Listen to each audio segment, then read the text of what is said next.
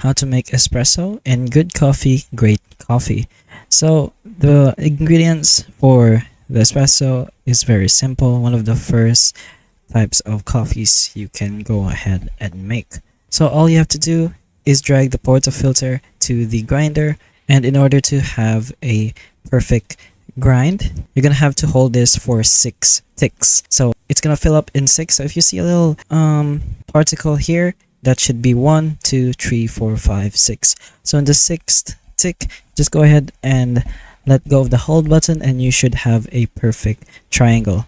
Right there, I accidentally did a not enough, but after that, you just go ahead and tamper it down and then put it back onto the coffee machine.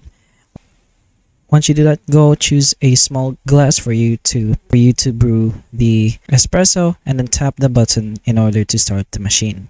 So if it's on the green bar over here, go ahead and press the button to make it perfect. So that's how you make espresso in good coffee, great coffee.